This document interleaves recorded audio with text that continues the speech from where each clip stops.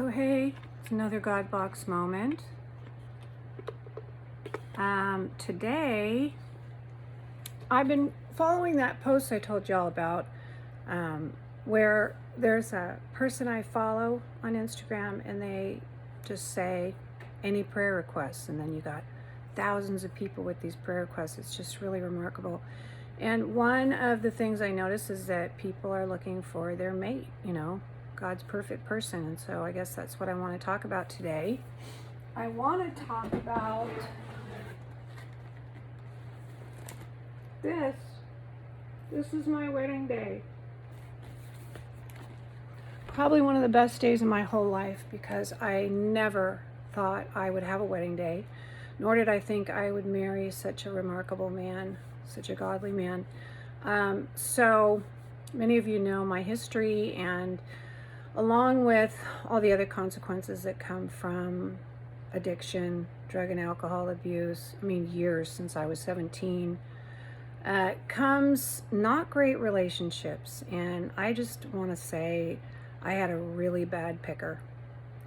I did. I had a bad picker before I knew the Lord, and it took a while for me to figure out exactly why I chose the men I did. But back in the day, I dated a lot of people who drank a lot of alcoholics, drug dealers, abusive men. I had a lot of abusive men in my life that put me through a lot. I even had a pedophile once, come to find out, that I didn't know. So anyway, I had a bad picker. And after I met the Lord, I was single and pretty much alone. I lived alone, and most of my friends had left me. I would love to say that I just, left all the toxic friendships, but the truth is they'd left me a long time ago. So I didn't have a lot of friends. I didn't have a lot of people in my life, and I was seeing this awesome therapist, which I recommend for anybody. Totally love her. All my friends saw her later in life. And so I was telling her, about my history with who I picked, and she's the one who said, you got a bad picker, we got to fix that. And so we set off on this journey. She told me, if you want God's guy, you're probably not going to recognize him. Just because of your history, because of what you see yourself, or how you view a man in your life, and mostly how you view yourself in the relationship, which was very damaged, very broken. And I think a lot of us, if we're thinking about it, and we're a lot of you that are young and you are looking for your perfect person, that's something to consider. How do you see yourself in a relationship? How do you see yourself in general? And that's where the work began. And so she told me to run this test, and the test was, you have a type that is attracted to you for whatever you're putting out there. And I was a pretty intense person. I was completely in love with the Lord, but I had a lot of stuff I brought in from the life of addiction. There were a lot of personality things about myself that I didn't even know I had. And so I attracted a certain kind as well. And, I just think that God is so kind in that way that, you have this wild life and this broken life, and then you meet him, and he doesn't just blast you right away with all the stuff that you need to change. He doesn't go, yeah, and by the way, that stripper skirt is not good, or the stilettos you're wearing around preaching Jesus is just not effective. He didn't do that. And I didn't know. I thought it was a good look. So anyway, my therapist says, okay, here's the test. I don't care where you are, and we're going to run it for a while. Anytime you see your type, I want you to turn around and walk away. Can you do that? And I said, yeah, okay. So, I put the test to work right away. I was living in an apartment. I'd just go across the street to the gym. I got myself a gym membership, and I was over there just working out, and I saw definitely my type. And what I saw him seeing me. And I thought, oh, ding, ding, ding, ding. So I literally got off the Stairmaster at the time and went back home. And I'd go back to the gym, and then I'd see him. I'd be over by the weights, and I'd see him seeing me again. And he was definitely my type. He was tall, dark, handsome, the whole thing. And so then he'd come over to the weights, and I'd get up and I'd leave. And I did this for a while. And pretty soon thereafter, I moved to another city. I bought my first townhouse. God was awesome and putting me in a position where I could like buy my own house. And I think it's an amazing thing for single women to do. I really do. And so I'm in my new townhouse in a whole new city, join a whole new club. And I'm praying all along, open my eyes, Lord, I really want your person.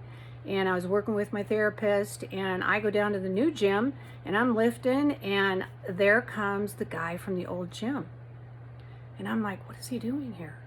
Like, is this answered prayer? And I really had to think, now, is this answered a prayer or is this my type guy? And, there are a lot of times you just don't know. You've been praying and you're looking, and, here comes this guy from my old gym, old town, and there he is showing up. So this time he comes over and he says, hey, I've been seeing you for years, and would you like to meet me down here on Monday? It was like Friday. And so again, I didn't know. So I thought, yeah, okay. Yeah, he was so cute, so handsome, and definitely my type, which kind of went out the window in that moment. So I said, yeah, I'll meet you down here on Monday. Well, that weekend, I decided, I don't want to mess around anymore. I don't want to mess around anymore. I don't want to waste my time. I just want God's fella so bad. So I built a fire in my little new townhouse. I was all alone. And I, put my hands like this, and I said, Lord, I don't know which it is. Please show me. Please show me, because I really want your fella.